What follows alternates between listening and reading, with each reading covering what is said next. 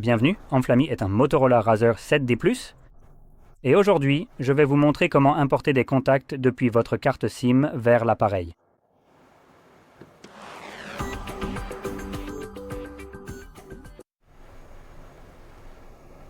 Pour commencer, vous devrez ouvrir votre application Contact indépendante comme celle-ci juste ici.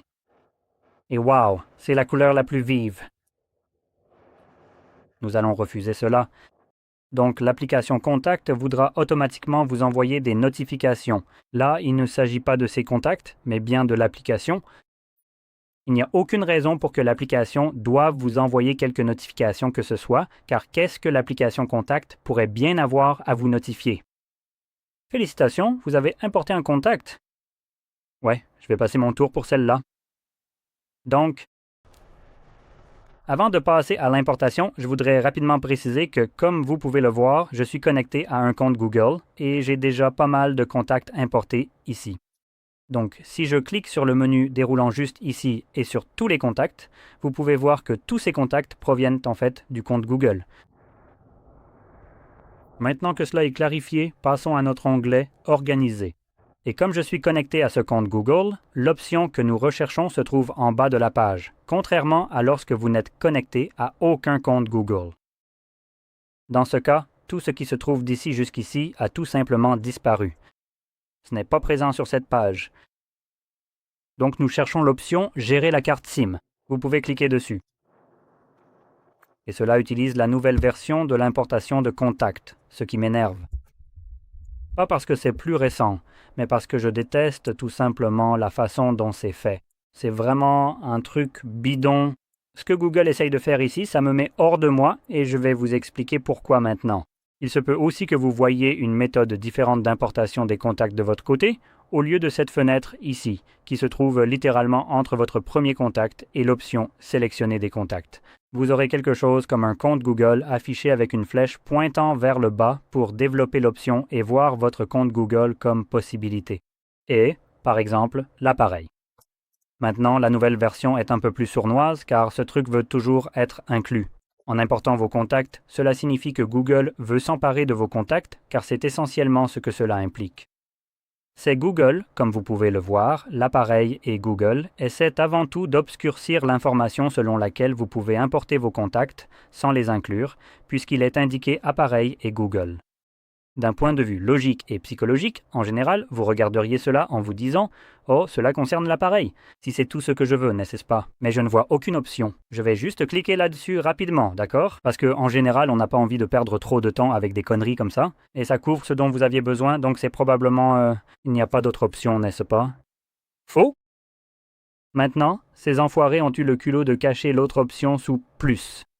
Maintenant, vous vous demandez peut-être, eh bien, il pourrait y avoir d'autres options cachées dans ce menu déroulant parfois, non? Non, non, non, il ne pourrait pas y en avoir. Il y a toujours une seule option qui est « plus ». Et en plus, ce putain de truc, si on va dans... Comme ça encore, laissez-moi mesurer ça.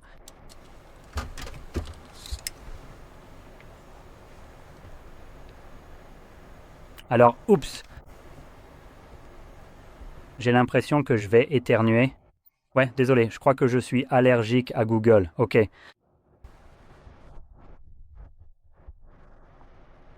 Donc, je suis vraiment assez désagréable à ce sujet. Mais bon, regardez-moi ça.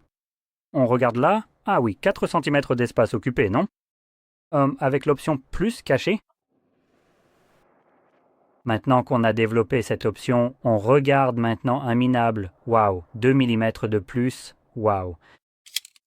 Ce n'est pas comme si on avait plus des 2/3 de l'écran encore disponible pour que cette option soit toujours visible.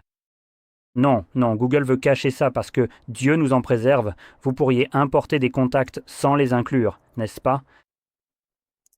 Donc je vais recommander de choisir cette option. Et la raison, c'est que Google essaye ici de voler les informations de personnes qui n'ont jamais donné leur consentement pour cela. En vous utilisant comme bouc émissaire, c'est-à-dire qu'en important vos contacts dans le cloud, vous donnez à Google l'accès à toutes ces informations. Et la personne à qui appartiennent ces contacts n'a en fait jamais donné son accord pour cela. Et on ne lui a même jamais demandé, donc je trouve ça un peu problématique. Et avec ce genre de logique débile, si Google veut obtenir le consentement d'un spectateur ou d'un tiers pour ça, vous savez quoi? Alors, avec cette même logique, moi, en tant que tiers, je vous donne la permission d'entrer au siège de Google et de prendre tout ce que vous voulez. Leurs ordinateurs, leur centre de données d'IA, ça m'est complètement égal, prenez ce que vous voulez. Si vous pouvez donner le consentement à quelqu'un d'autre et que Google considère que c'est acceptable, alors ceci devrait aussi l'être. Même logique. Quoi qu'il en soit, selon l'option que vous sélectionnez ici, ce genre d'option, vos contacts ici peuvent être sélectionnés ou désélectionnés et grisés s'ils sont désélectionnés et grisés. Ces contacts existent déjà à tous les emplacements vers lesquels vous essayez de les importer. C'est-à-dire, si vous avez uniquement l'appareil, par exemple, comme je l'ai sélectionné, assurez-vous simplement qu'il est bien sélectionné. Si l'un de ces contacts existait déjà là, il serait grisé et désélectionné. Je pourrais importer le reste, mais si je gardais uniquement les contacts sur le téléphone, mais pas sur le compte Google, et que je sélectionnais Google et l'appareil, alors tous ces contacts pourraient être importés. Même si l'un d'eux existe déjà sur l'appareil lui-même, car ce même contact n'existe pas dans le cloud. Et soyons honnêtes, Google veut toutes les informations. Donc dans tous les cas, à partir de là, c'est un peu comme vous voulez.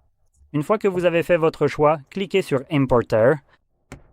Et parfois, vous pourriez avoir une autre fenêtre pop-up inutile, qui n'apparaît pas maintenant. Je ne sais pas vraiment quand elle s'affiche.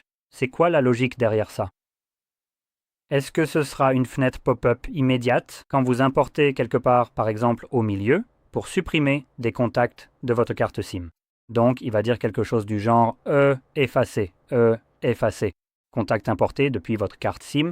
Les contacts qui n'ont pas été importés ne seront pas affectés. Là, évidemment, vous voulez garder ces contacts et les supprimer. Il n'y a aucune raison de supprimer ces contacts. C'est juste Google qui essaye d'être un peu sournois à ce niveau-là. Et de vous débarrasser de votre copie physique des contacts juste pour que vous deveniez plus dépendant d'eux par la suite. Parce que vous venez de perdre une sauvegarde de vos contacts qui était stockée sur une carte SIM physique que vous pouviez déplacer d'un téléphone à l'autre. Donc c'est en gros Google qui essaie de prendre le contrôle de cela et de s'en débarrasser pour vous. Voilà. La raison pour laquelle je vous dis de ne pas faire cela, c'est qu'il n'y a aucune raison de le faire. Ils ne vous gênent jamais. Ils sont là en tant que sauvegarde. Et avec ce genre de logique absurde, vous pouvez aussi, je ne sais pas, prendre un tuyau en caoutchouc, aller à votre voiture, siphonner un peu d'essence avec ce tuyau. Comme ça, vous pouvez aller à la station-service et remettre de l'essence. Si cela n'a pas de sens, ceci non plus. C'est pourquoi je recommande de garder ces contacts. Maintenant, si nous allons dans notre liste de contacts, dans le menu déroulant juste ici, nous pouvons voir que nous avons maintenant 2 contacts également sur l'appareil. Maintenant, en parlant des contacts importés, les contacts qui sont uniquement sur une carte SIM n'ont que 2 informations, le nom du contact et le numéro. Contact importé sur l'appareil.